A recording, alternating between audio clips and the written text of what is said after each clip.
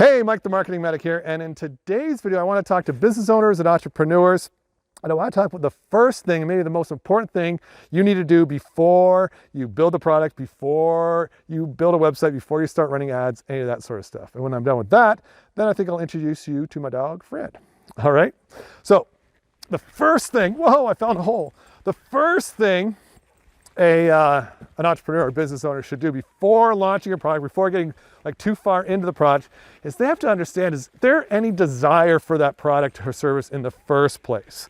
Now, I know that might seem kind of silly, but what we have to understand is that we all see the world from our own lens, okay? And sometimes we might have a little bit of tunnel vision.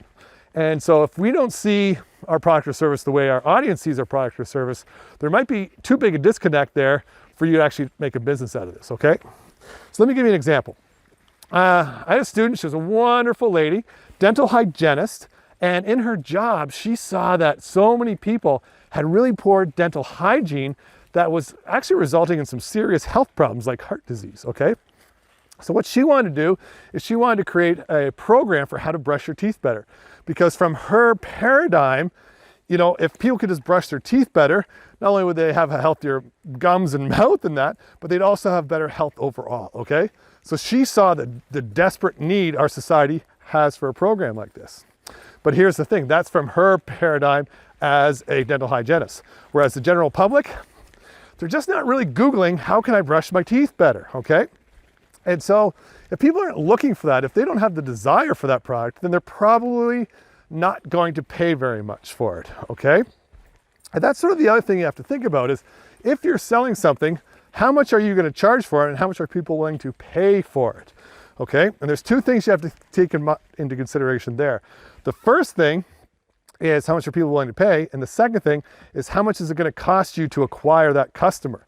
And quite often that's something that is overlooked, okay? People just think, you know, I'll build a product and then everybody will come flocking to my door to buy it, but it doesn't work that way, right? You have to run ads, you have to do some sort of promotion, and that's going to cost money. So if you're selling a product for $100, it might cost you $50, $70, $85 to sell it, to acquire that customer, right?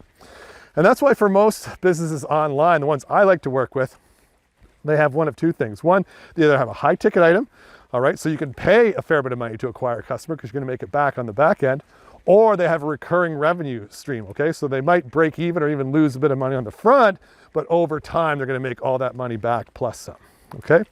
So that's the things you really need to look at. Is the most important thing is there desire for your product? As a marketer, my job isn't to create desire, okay? You can't create desire. That desire has to be there. Now, the level of awareness, that's something we'll talk about in a future video, but there has to be some level of desire there before you launch that product or service. All right, so before you do too much work, do some research and make sure there are people out there who actually want to buy what you have to sell before you invest too much time and energy in creating your product. All right, guys, hope that you found that beneficial. If you want to learn more about desire and the level of awareness and what you need to do before you really go too deep into developing a product, I've got a really cool onboarding checklist that I use when I start working with a new client, my empathic marketing system onboarding client checklist. If you want access to that, just click the link. There's a link somewhere on this video or on the screen where you can access that. It's totally free, and I think it'll help you moving forward market your business. All right, so now let's find Fred and introduce you to him. So Fred's the oldest dog of our 5-dog pack, and he's also the dog I've had here the longest. He's actually the grandson of this dog here. This is Grandpa Fred. I got Grandpa Fred back in 1995 in Breckenridge, Colorado, and then Grandpa Fred came home with me here.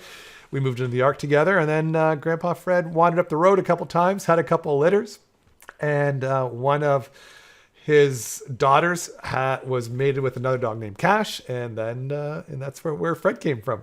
So Fred is he's a super loyal dog. He's always at my side. I don't know what to say. He's totally a lover. He loves Buddy. Gets along with cats. Loves being out in the woods with me. Likes to explore. Super obedient. He always poses for pictures when I ask him to pose for pictures. And yeah, basically, I thought I would always just have border collies because Fred was so awesome. But when I started rescuing dogs, you can't really choose what sort of breed you get when you rescue, and that's why we have such a mixed bag here. But anyway, that's Fred. You'll see him in a lot more of my videos.